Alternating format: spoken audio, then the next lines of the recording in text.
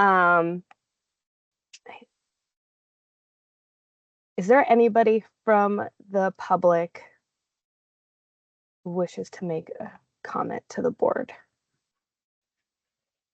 Quite a few people. Okay, guess not. All right, so then we'll move on to attendance. And before diving into that, I just want to officially welcome Coral, who is no longer with us at OPM, but she has joined as the data scientist at the Office of Early Childhood and will be the data governing board member for OEC. So congratulations and welcome back. Excited to be here. Good, great. It's important. So Coral, do you want to say any words? No, just excited to be back in this new capacity. Cool. All right, so welcome, thank you, and then we'll get started. Ram? Present. Bob? Present. Joe Campbell? I'm here. Patrick? I'm here. Jason? Here. Scott? Was here. Here. Sorry. Michael? Here. Ajit? Present. Lauren? Just got admitted. Is there anyone from CCEH here today? I don't see Rose. Okay, moving on. Jan? Here. Fred is absent today. Maura? Here. Susan? Present. Brian? Brian's out today. Okay. If you mean Brian Sperry. Yeah. All right, so Kelly, you're here as his proxy. Mm-hmm. Great. Welcome, thank you. Grace? Here. And Coral? Here. Okay, so we have a quorum. So thank you, everybody. Welcome, good morning. I want to recognize that there are many staff from our participating agencies. So I appreciate that you're able to make this meeting. The first item on the agenda is technology updates, and I'm going to let Scott take that. Thank you, Katie. And then I'm going to quickly let folks from Coleridge Initiative also take it. So I think, as everybody remembers, in June, we talked about sort of modernization efforts for the system, and we looked at a couple different options, one of which was using the Administrative Data Research Facility, which is a platform supported by Coleridge Initiative. And I think because we knew that was a likely option to pursue, we have now in place a 1-year agreement to pilot use of ADRF for this purpose, and we wanted to make sure that we communicate that to everybody on the data governing board. That's now sort of finalized and in place. We have to iron out a couple of things to sort of operationalize it, but make sure that everybody here had the opportunity to hear from folks at Coleridge about what the ADRF is, how it's used, how we would fit it into day-to-day operations here. I know some people have been through the applied data analytics training that Coleridge runs. Other people have probably seen materials or been on webinars or other things that they do. But we've now got the ability to use the platform ADRF that you would have used in that training for a year. And we're going to make sure that we've got, I see Jessica and John and Mackenzie, I think, from Coleridge are going to kind of walk you through it. So this is an opportunity, again, if you haven't been exposed to it before, to learn about it. If you've used it or seen it in some other setting, ask a couple more detailed questions, but this is really an introduction. After this, we'll set up a time where folks can get a little more deep dive into it. But just wanted to make sure you're getting a high level introduction to ADRF if it's not something that you've had kind of direct exposure to before. So, and again, it's a very good option. Many other states have used this. I anticipate that we're using it for this pilot, but we've put a lot of folks have been through training and other work with Coleridge in the past, and I think my experience that's all gone well. So I will yield to Jessica, John, Mackenzie, and I think John. It seems like you were getting admitted into the meeting, so I just want to make sure you're actually here. I see you on the screen, but you're good. Okay, great. So I don't know who is taking over, but please. Floor is yours. Yep. Thanks. Hi, everybody. Thanks again for letting us join. Just wanted to check, can everyone see my slides that I've shared? Yes. Okay. Yep.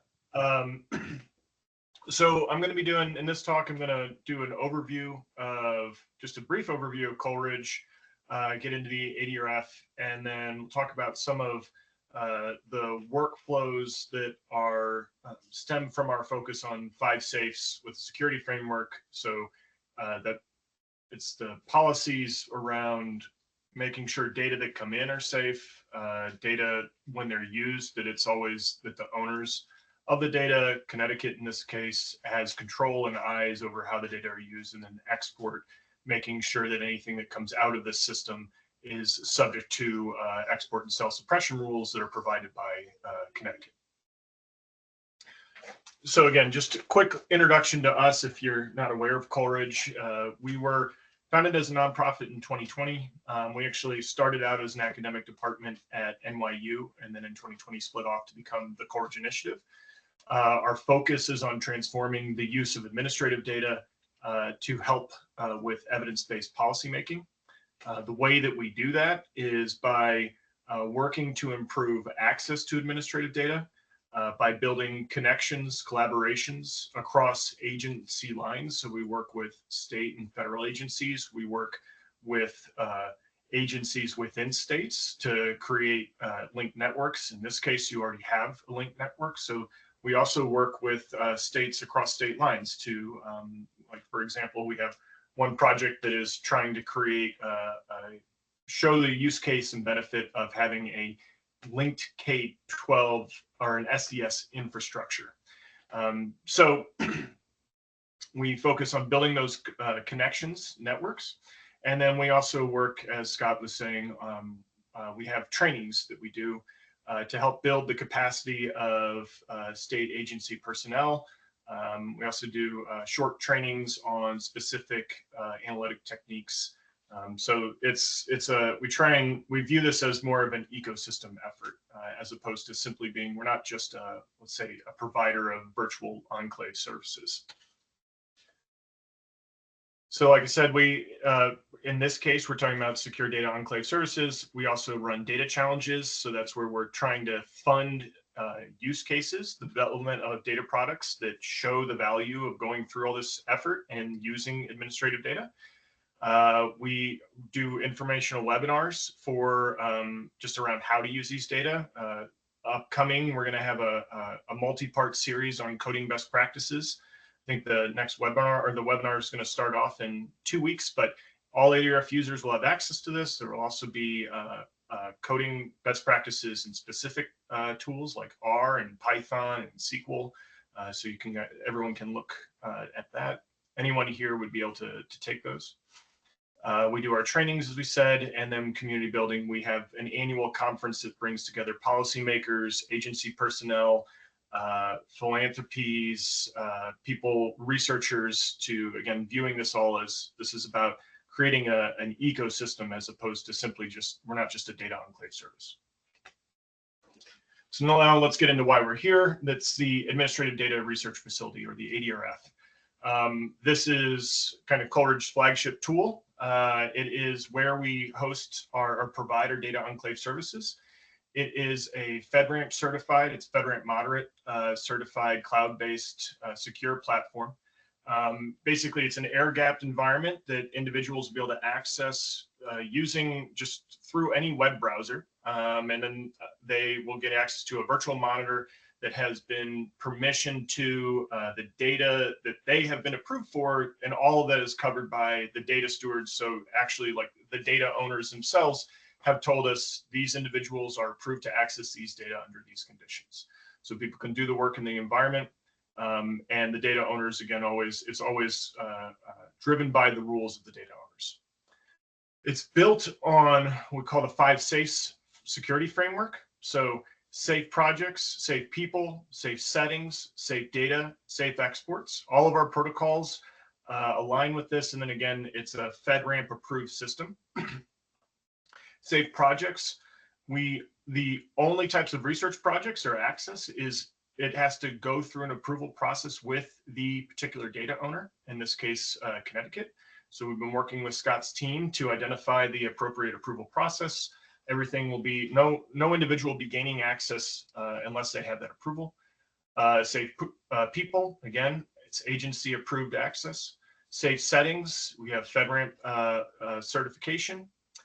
Safe data, we'll get into the transfer protocol, but the data are encrypted in transit.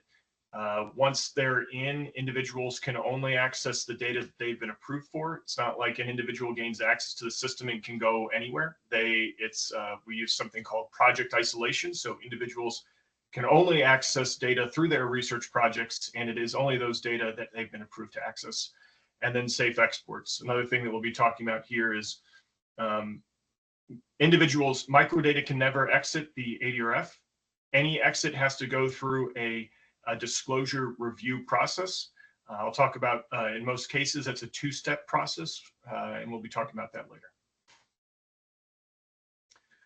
So again, wanted to talk a little bit about, so we'll talk about how data comes in. So this involves hashing of PII fields, the transfer, the tool that we use for transfer, and the actual ingestion process. So before all this begins, I want to say that, to establish, I always think of this as there's an agreement. So Scott's team has worked, we have an agreement for the service itself, but also, of course, there's going to be the data sharing agreement. And Coleridge employees sign any non-disclosure agreements that the data providers require. So before any data can come in, we will make sure that we sign that and provide your team with required agreements. Next is before the data come in, we will have the PII fields hashed by your team. So that means that we basically have created a program, or it's a downloadable executable file called the ADRF hasher, which the individual who's transferring the data on your end can go in and identify the PII fields in your data. Now, I know that with Connecticut, there's already a random ID, so we're working through kind of the details on that. However, in general, it'd be if you have a data set with SSN, for example, what will come into the ADRF is not the field with SSN, it will be a hashed SSN. So what that means is that the individual PII field, or they won't be able to be identified by that, but you'll still have the microdata in. And other data providers also have this, get access to this hashing application. So if ever there is an interest in basically there's the ability to match on those hashed fields. But again, I know with Connecticut and the P20 system, you've already kind of figured this out through the method that you've used with your random IDs, which is awesome. Before we do the transfer, we'll set up a training. It's actually a pretty intuitive program, but we're always happy to meet, walk through the program. I'm just showing a little image here of what this looks like, even though, as always, it's a little bit smaller and blurry than what I'd like. But you can see basically there's an SSN field originally, and then the target output has the gobbledygook hashed field.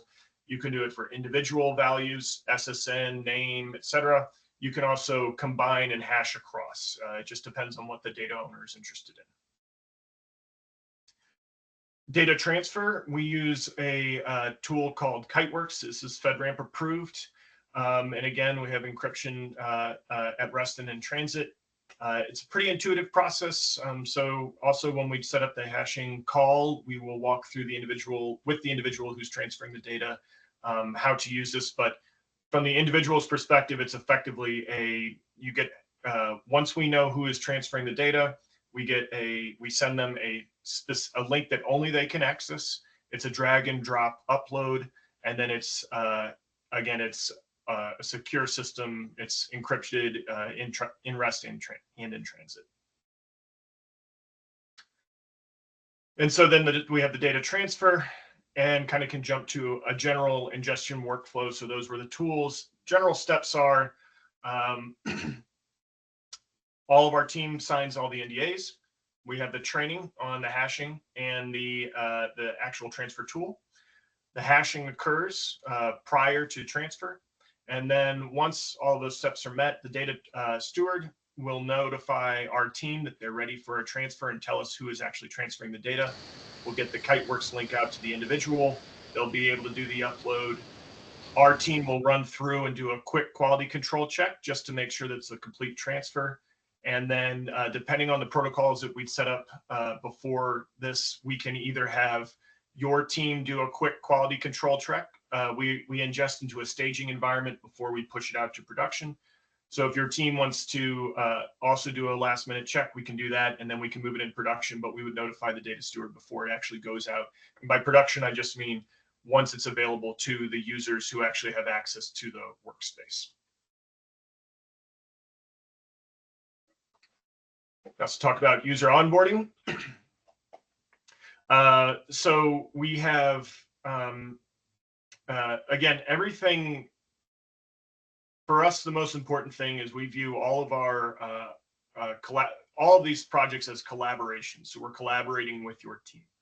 We want to make sure that the data owner understands the process is transparent and is involved with every step of the process as they desire. So here is one. We have a pretty simple rule that we operate with Coleridge, is that no individual gains access to data for which they're not approved to access.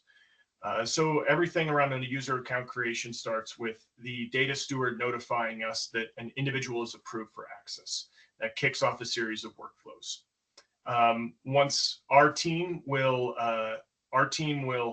create their account, add it to the workspace environment if it exists, or we will build the workspace environment.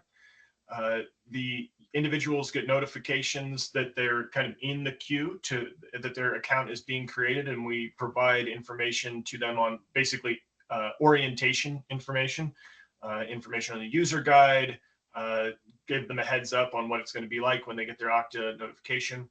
When individuals have gone in and created their account, basically we use a tool that's called Okta. They have to set up a multi-factor authentication, so it's not just an individual password. We have MFA. They will, before they get access to the environment, they have to do a series of onboarding tasks. So this is, again, just around, it's basically signing ADRF terms of use, running them through a security quiz. So how to use the environment, a training, and then doing the security quiz on this. And this is in addition to the NDAs or anything that your team requires. Once everything is complete, we notify the user, even though once they know, they actually have access to the platform, but also we notify the data steward. And then bringing data out of the ADRF again, data cannot come out, microdata cannot come out of the ADRF. It is effectively an individual is accessing through a web portal, but it is effectively an air-gapped environment while they're in it.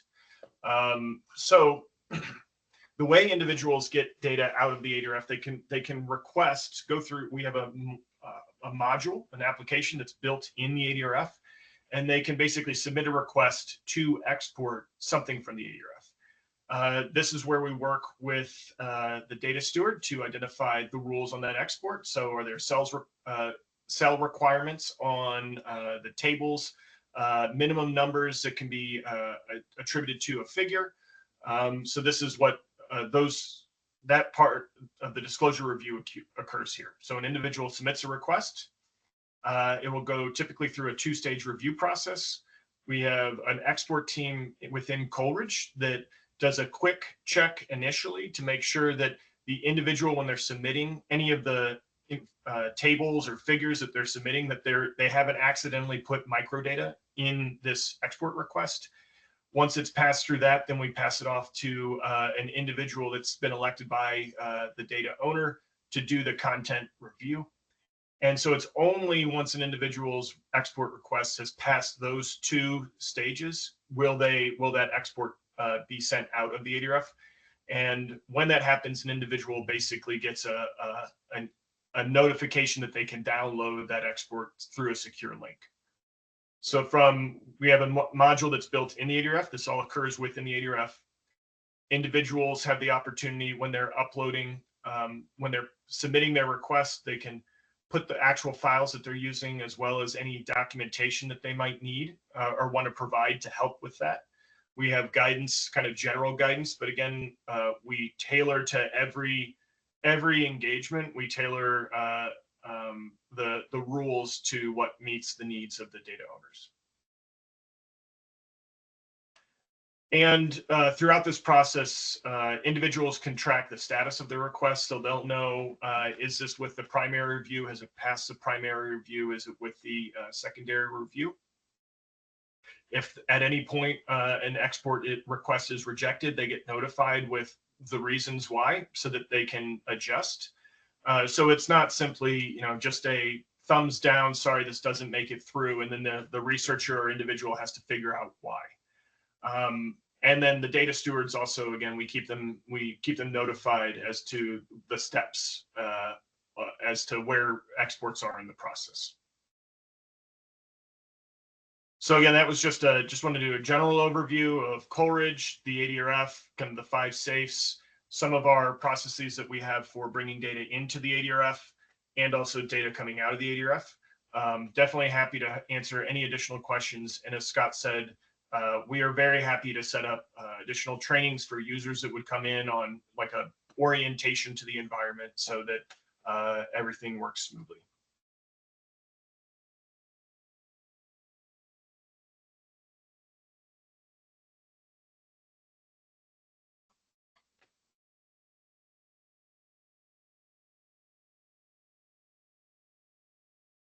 Let's give a sec if there's questions, and then, okay, great, we got 2 hands. Just one quick thing too. So what we've started, what's in the pilot sort of agreement with Coleridge is we've got a core list of users. That's the OPM and Department of Labor staff who are kind of day-to-day working on this. We have the ability to add or remove users, and OPM will kind of manage that to just make sure we're within the costs for the agreement. But we started with that core set because that's the folks who are working day-to-day on this. And I see Mary and Jan with hands up. Mary. Hi, just really quick. Thank you for that very interesting presentation, John. I'm just asking about the current status of Coleridge, and Scott, you did clarify that that OPM and DOL were currently using it, but I didn't know what the plan was, so to speak, for its use. Apparently it's going to be a hybrid, or could you elaborate, please, somebody? Yeah, I can cover that, and Barry, if you have questions, let me know. But we're testing this as a pilot. So again, I think for those of you that were the meeting in June, there were 2 options we're looking at for developing the secure data enclave. One is a build option, one is a buy option. And so for lack of a better term, so the build option, which we're currently still working on with state IT, would be to build out within the state's Azure environment, secure data enclave. And that's a little still moving forward, but just a little bit on hold. We're trying to bring on a project manager to make sure we can do that.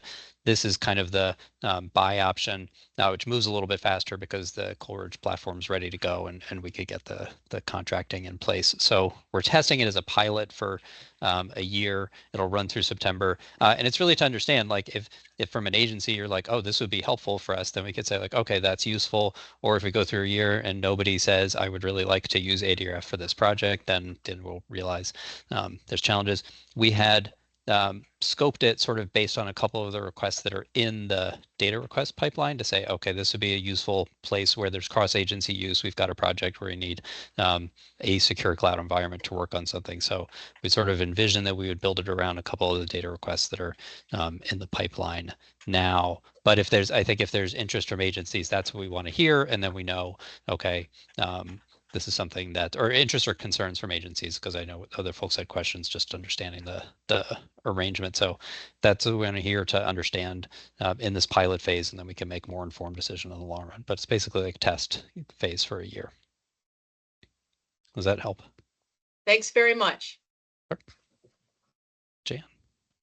Thanks, Scott. And thank you, John. That was really helpful. And I'm familiar with Coleridge and the ERF. I went through a thing a while ago, and I really appreciate all the security and levels to it. So I'm happy to see we're working on this pilot. It's great.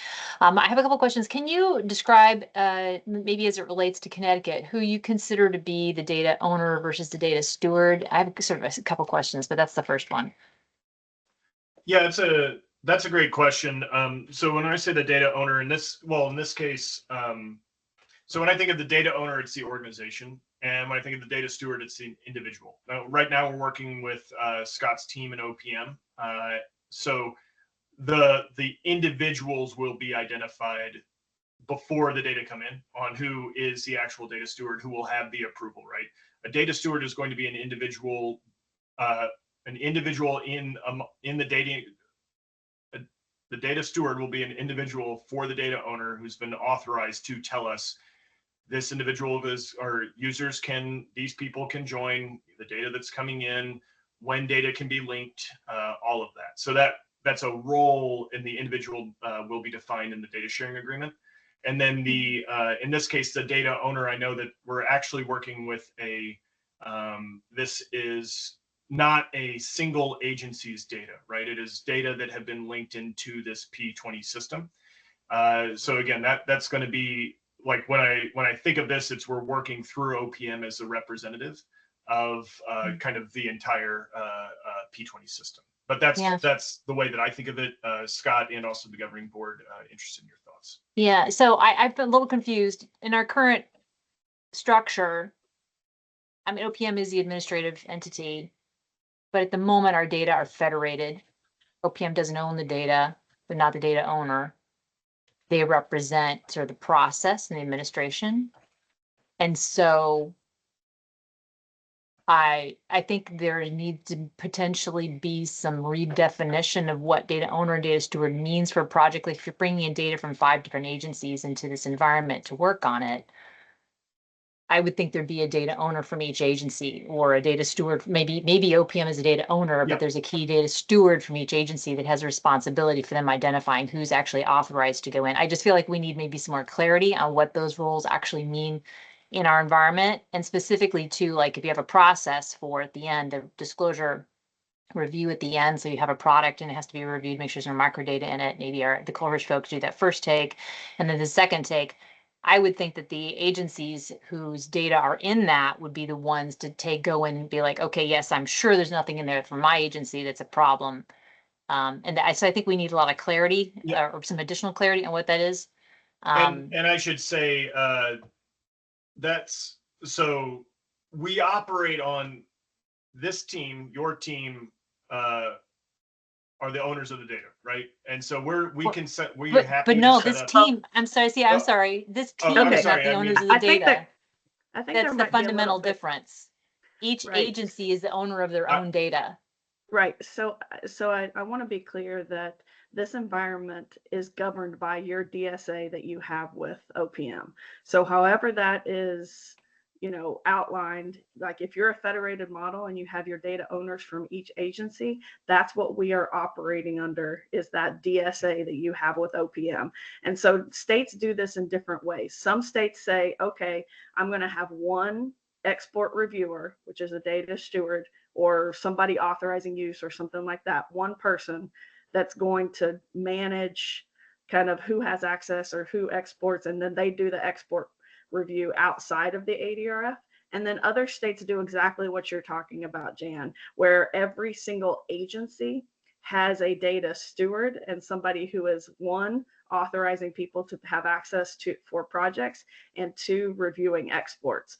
And so we can do whatever it is that this group of agencies decide upon, whether that's one person per agency in that model. If that's what everybody's more comfortable with, we can do that. That's Yeah, really I apologize. reassuring. That's all I was trying to say, was that we work with what works for and is covered by the data sharing agreement.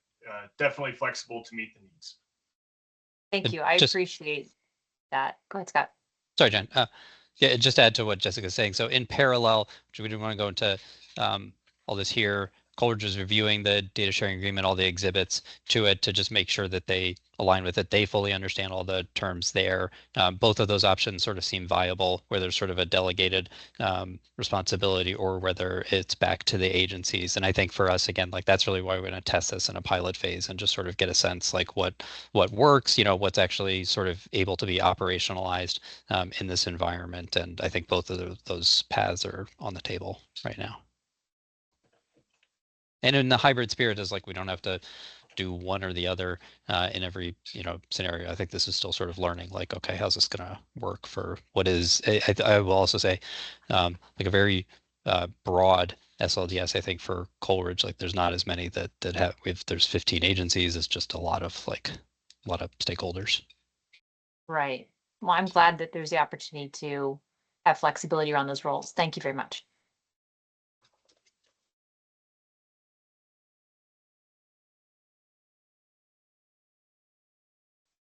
Any other questions, comments on this? Again, yeah, I would say if there's interest, we will set up a deeper dive into the ADRF and just reach out and I would say kind of let Katie know afterwards, and we'll queue something up to do a deeper dive. We're still going through some of the refinement of the exhibits, figure out how we're going to operationalize it. But at least it's up and this is an arrangement that we can is active now, and we can start using ADRF once we jump through some of those questions that are to get reviewed. So that's good news, and hopefully again we're getting progress on what you all talked about in June. Am I next, Katie? I'm just gonna keep talking. Okay. Keep going. Keep going. Great. I'm gonna talk and share a slide that I closed while we're talking, so it's gonna take me a second to find this. We wanted to, the other thing on the technology front very quickly is we're going through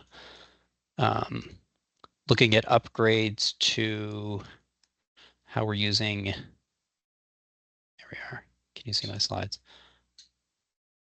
Did I correctly put this in screen sharing? See, yes. I'm sort of nod. Okay, great. We're looking at, okay, great. This is what I said earlier. The 2 options, build and buy. We're making progress on both of them. It's a little faster with the ADRF just because they're ready to go, whereas building it takes a little more time.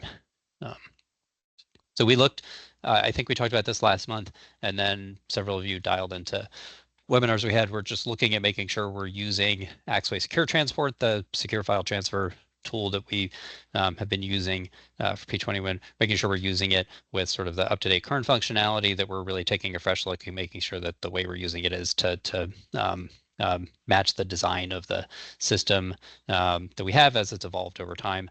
So Axway folks spent a bunch of time talking mostly with OPM, DOL, and BITS staff to understand kind of how the system works, how the application is set up for the state. And they came up with a set of recommendations for us, which are in the report that you all have in a little more detail. But I just put in the slide here. There's 2 types of recommendation. It's the things that they just recommend that we do, which is utilizing user classes and some of the restrictions, sort of giving more finer gradations to the Axway users, and using business units, which is their sort of application term for what I think of as like a project or a group that they would have, so they call it business unit. So they recommend that we're using this existing functionality that's part of the tool, that just a little more than we're doing right now. And then they put in 4 things for us to consider, one of which is implementing a separate P20 Win environment using PGP encryption, which would increase some of the ask on agencies, having separate data mounts for the matching and the analytical data, and adding some branding in so that when you log into it, you know that this is the place that you're supposed to be to transfer P20 win data. So that's a high-level summary of what's in the report. We want to make sure that everybody has a chance to digest what's in the report, or if you attended the 2 webinars, that's great. And if you did not, take a minute to go watch one of those, and they'll walk through the changes. So we're going to make sure everybody has a little time to digest that. So we're asking if you had any other comments or questions or thoughts on the recommendations, which you heard in the webinar. You can get us those by next Friday. And then what we want to do is make sure that we've got a good set of recommendations, make any revisions to that based on discussion with the Axway folks, and then bring that back to the board so that we can give you a sense of what the recommendations are, what the impact on agencies would be, and that the board can kind of make decision about how to move forward. So on the next slide, this lists out what, with the current set of recommendations, the main sort of direct impact on agencies. Again, what I'll say is the reason for doing this is to have both a more secure and a more streamlined process. We know from going through some of the testing and some of the actual sort of live work with data, the way we're using the tool can be confusing for the end users. So we want to make things that there's sort of less error prone. There's more room for fault tolerance if something goes wrong. So that's the main reason for doing this, is just taking a fresh look at the application, making sure we're using all the functionality and that it's designed for the intended purpose for sharing data across these 15 agencies. The main impact from those recommendations would be, I think they're asking for much stricter compliance with file naming standards, which technically are standards that we're supposed to be using now, but we're, I think, sort of a little loose on the compliance front. There'd be different notifications for the file transfers at different points in the process. And if we make some of the changes to the environment, it would create new accounts. If we use the PGP encryption, it would require the agencies to maintain keys.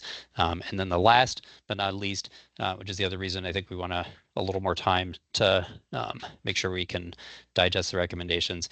There would be, particularly for some of the changes to separate environment, there would be increased implementation or maintenance draw on bits, state IT. So we would just make sure we fully understand the implications of that, if there's any cost implications to that before we move anything forward. But for the data governing board, we're asking basically if there's anything else that are comments or thoughts or reactions you had from the demos or the report that Axway drafted, if you can get us those comments in the next week. And then again, we'll revise any of the recommendations, circulate that back with the board, and have a more sort of consolidated set of what the recommendations are, and a little more fine-grained sense of what the anticipated impact would be. But we want to make sure we understand your reactions to those, you have time to digest it, and that we understand particularly the implementation maintenance requirements, if there's something we're asking to do, that we can sustain that over time. So that's where I think things stand for Axway. Thank you everybody for joining the demos. We had pretty good participation in those, but if you had anything that you had lingering questions or you wanted a little more time, we're asking to get comments back in the next week on those. Anything on Axway?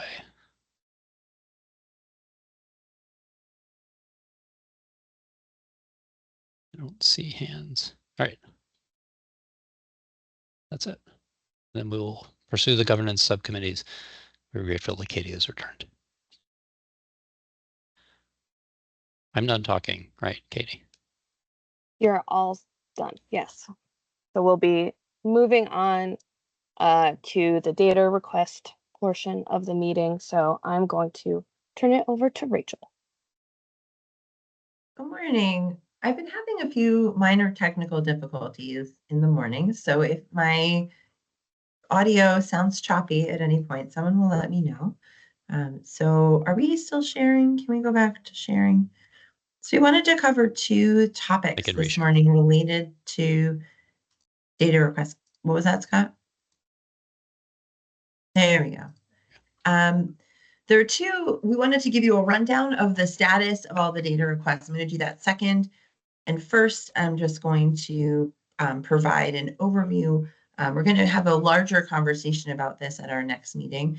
But because we have so many requests coming through right now, and we're reading the request form, we realize that the ordering of the request form and some of the ways that we're asking questions of requesters creates like some inefficiency for both them and the reader. So we wanted to propose some potential changes to the data request form that don't actually, we've changed a lot of the process of logging a data request, an external data request.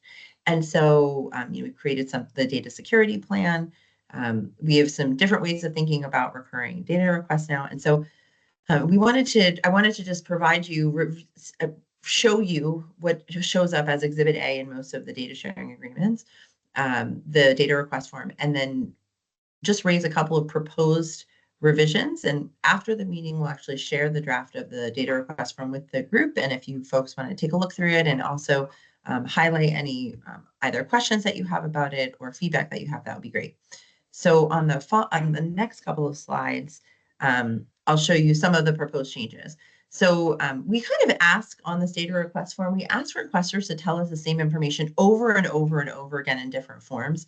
So we're actually making some suggestions around consolidating different sections, keeping all the same questions, but rather than chunking out the questions, having folks respond to them a little more organically and naturally. The first thing that I'm just proposing is that we combine the first section is just kind of general information. The type of project and frequency of request, if recurring, are related to one another. The type of project is not something like qualitative, quantitative. It's just single or recurring. And then the next one asks about the recurring cadence. So I'm just going to suggest that we combine those two. It's very minor. But the bigger kind of question or idea around editing is in section 2 and sections 4 and 5. So section 2 here is about the scope of the project. This is where requesters actually write out sort of like, what is the proposed project? What's the purpose? How does it further our research agenda? But by asking this question chunked out this way, we ask the requester to kind of write the same thing 3 times over. It's very taxing to the person doing the reading. It doesn't really flow naturally. And it raises like natural kind of like questions around the purpose and whether or not it feels like right for a data sharing agreement. So I'm proposing that we just combine these 3 items to reduce some of that repetition. And again, we're going to send this to you afterwards so you can kind of get a sense of what the proposals are, and you'll have a chance to weigh in as well. So on the next section, section 3 just talks about the people involved or the agencies involved. So that's a really quick one. We won't really touch that. But the next slide, I list out all the things in section 4, and there's a lot of questions around. These are all the questions around confidentiality, privacy, and security. All of these questions are really handled now in our data security plan. So after reading a lot of these, we see very sort of minimal answering. And then at one point, someone says, see also data security plan. So either done all the security plan questions or consider actually just having people reference that as the document that they submit as part of the data request. And then on the next slide, the last section that we're making some proposals around, and this is where, this is plans for analysis and reporting findings. When you're in section 2, you're describing the purpose of the project, what you're going to do with the project. And the next natural thing you do is actually, as a researcher, is describe what you're going to do with the data. So it actually, if you're the reader of something like this, you want to you're curious initially about what people are going to do, but you kind of have to wait to see, okay, well, which agencies do they want? What does security look like? And what are their plans for analysis? So I think there's an opportunity to actually combine these 2 sections so that we just kind of get all that on the table. And the reader is aware of what will be involved in a data request. And I can speak from experience. Very recently, we received a request that had been vetted. We'd had some conversations around the data elements, and we read the whole request. And then in section 5, like a new thing came up that actually would have required us to do a lot of revisions and set, the researcher back a couple of weeks as we kind of went back and forth. So I think there's just an opportunity to kind of create some efficiency for the researchers or for us. So I'll send these out with these slides will be sent out with the follow-up materials. But if folks have any questions here, I'm happy to try and address them. This is just kind of like a natural outgrowth of some of the maturing, the way that we do processes, the way that we think about requests. So we're not losing anything. I think we're just making things a little bit easier and clearer for both the people making requests and the people reviewing them. So I'll pause for a second before I run down all of the data requests. Any questions, thoughts, feedback in the moment?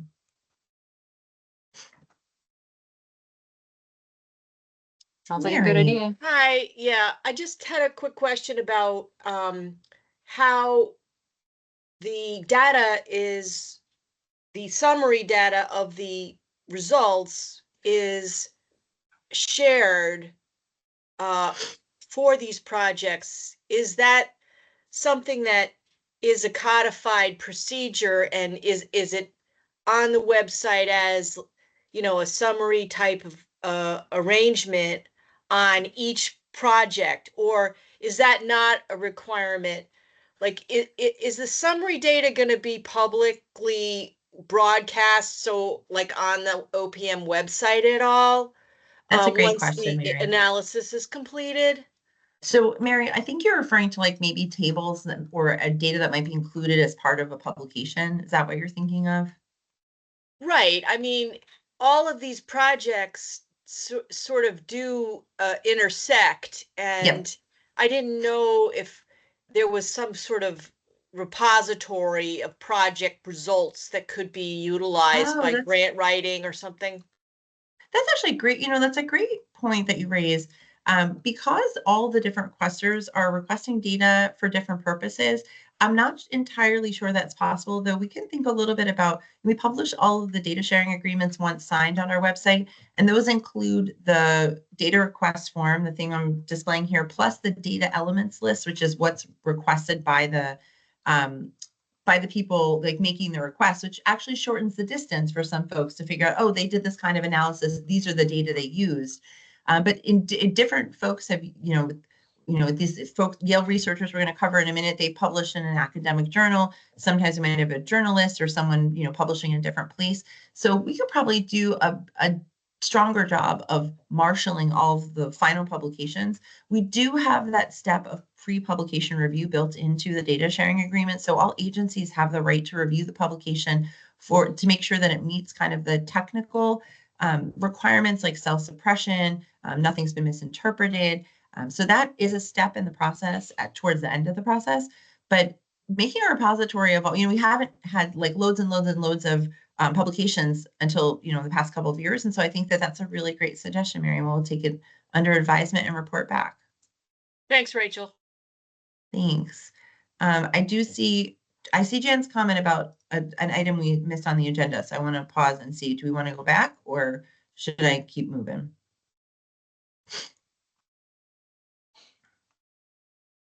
I can't see the comments. What was it?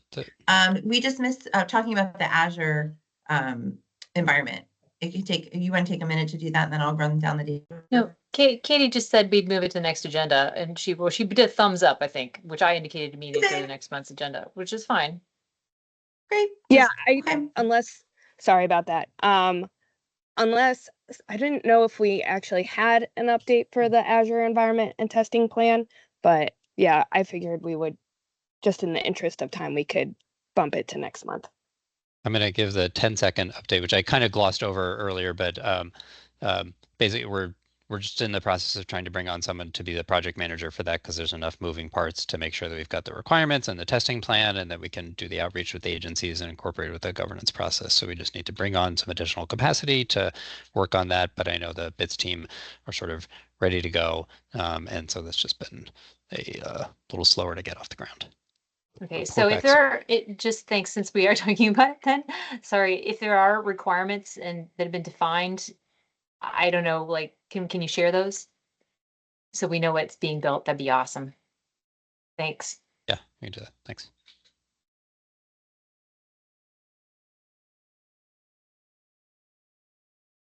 Okay, so on the next slide are all of the data requests in the current pipeline, and there's a number of them. So in the interest of time, I'm just going to highlight some of the ones that are sort of exciting and moving quickly. The things that are still in the signature phase, items 1 and 2, the data sharing agreements are out for review. In fact, housing choice vouchers was just signed yesterday, the day before. Roberta Willis Scholarship Program outcomes is still in review with our partner at UMass Boston. The Education and Workforce Pathways, which is funded by a federal grant now, that one has been signed, and we are in the analysis process that involves the use of National Student Clearinghouse data, which has proved to be a bear to use, but we're really excited about what it's going to produce for that particular project. So we're in the process of working through that. Disconnected youth, this is the replication of last year's Boston Consulting Group report that we're working on in partnership this year with the Boston Consulting Group. That data sharing agreement is out for signature, and we're really eager to get the last few agencies to sign. So if you're here and can provide a nudge to your leadership, that would be really fantastic. Many agencies are ready and waiting to transfer data. Ashley Dame should be reaching out to make sure that if your agency has signed, that you have all of the credentials needed for that secure file transfer. So that's imminent. As is the Roca Young Mothers Program. That one, the data sharing agreement was signed, but there's been a last minute substitution of data by one agency, so we have to create an amendment. And the amendment is in process. The mental health access, this is a sentencing commission request. We're still just in sort of discussions around the data elements and how that will work in agency buy-in. So we're not quite yet to data sharing agreement phase, but we're pretty close. The same for number 7, crossover youth. That's a test of this privacy enhancing technology, which we're really excited to try out. It involves creating hashing IDs, similar to what we heard about for the ADRF. And finally, there's a new request that we've received around outcomes related to the Chef versus O'Neill program, sort of the choice programs over time. And that one, we're still in conversations with the researcher to just kind of finalize some things in the data request. That was fast. I did that in under 2 minutes. Did I miss? Oh, 2 things. I missed 2 things. We have had some great press, very recent press on the previous study, number 24, the Yale pre-K study. So there was a fantastic op-ed in the Washington Post. I don't love the title, but the title is "This One Weird Trick is the Best Way to Help Workers," study finds. And the Washington Post basically covered the fact that they were like, spend money on this, spend money on that. Turns out if you just expand childcare, it helps workers, which isn't rocket science. But we're really excited that there's groundbreaking new evidence. That's how it was described, and that wouldn't have been possible without the participation of the agencies here and the patience of our Tobin Center partners.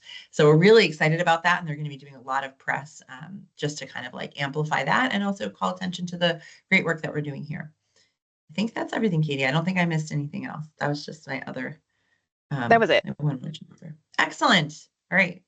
Thanks. And I posted the link to the article in the chat, and I'll add the link to their published paper as well. All right, so next up are grant updates. I don't think that there are very many, but I'm going to throw it back to Scott.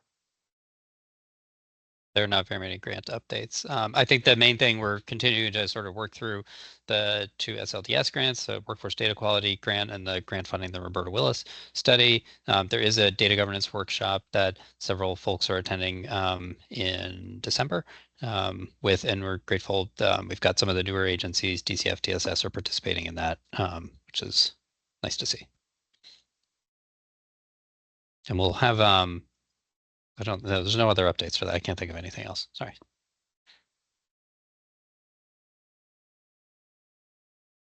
Okay, cool. So then normally other business is for you all to bring stuff to our attention, but since in the week that we sent out the agenda, we've had some new things arise. So I'm going to so we're going to go through this really quickly because, again, time. But I think Rachel is going to talk about our marketing communications.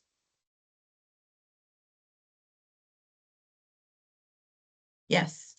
So I know this is something that we talked about doing, I think, in the latest grant, but P20 WIN doesn't roll off the tongue. We know that it is the name that was associated with our most original group of agencies, but now we have other agencies that represent things other than education and workforce.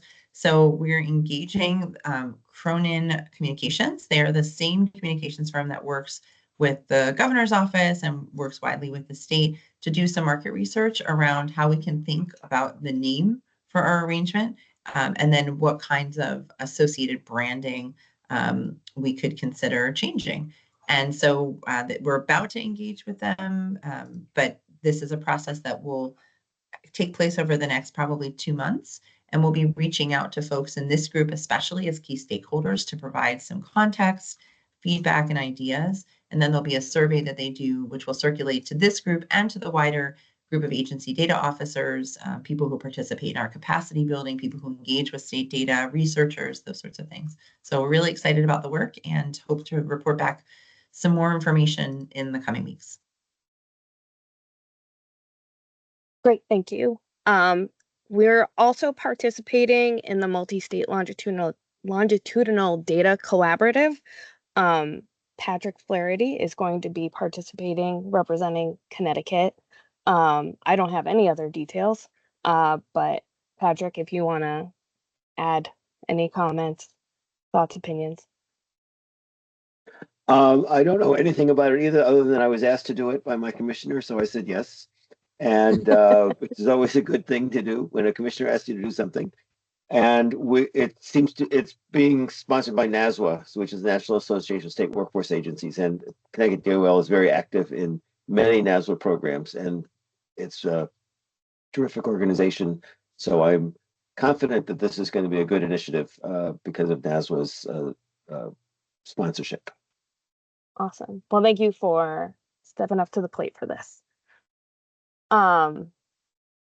So another thing that's getting a lot of coverage and attention is the 119K Commission released their plan yesterday? No, Wednesday. P20 Win is featured pretty heavily in their first recommendation. A lot of their recommendations we're currently already working on, many of which we discussed in today's meeting. But there are other aspects that we will need to continue working on. We'll bring more details to you since the plan has just been freshly released. We're still digesting all of it. Scott, I don't know if you have any other additions. I'll just say, if you haven't read it, it's a long set of recommendations on the holistic issue of disconnected youth, but recommendation 1 is about data, and it prominently features P20 Win, which I think is nice to see the recognition for the work that everybody put in last year, the disconnected youth report, and they're putting in currently on that report. It's the top recommendation on the list, and also to, I think, Rachel's points on the communications consultant coming on. We want to make sure when people describe the work that they are describing it accurately and are informed about sort of where things currently stand. And so that's a reason for making sure that we've got a good kind of communication strategy in place so that when things are, get recognition, that they're accurately recognized. But it's nice to see we provided some comments back on the report since then, and anyone wants to dig into it in more detail. I'm sure this will not be the last time we hear about it. So. But nice recognition, both for using data and using this system as a prominent part of this overall strategy. And then the final item is that we'll be holding, I know people are leaving, I'm sorry. We'll be holding the November meeting in person here at 450 Capitol. I will send out an updated calendar invite. We'll start the meeting at 9 instead of 8:30, and we'll have additional details. So we're looking forward to seeing you all in person next month. And if there are no final thoughts, questions, or anything, we can probably wrap up the meeting. Grace, I will see what we can do about getting folks access to the actual article. We have a copy of it. Someone sent it to us, so I think we can share that. Okay, cool. Great, thank We'll you. share it out with everybody. All right. Thank you. So it's Bye. 9:31. Thanks, everyone. Have a great weekend. Thank You you. too. Thank you. Thank you. Thanks.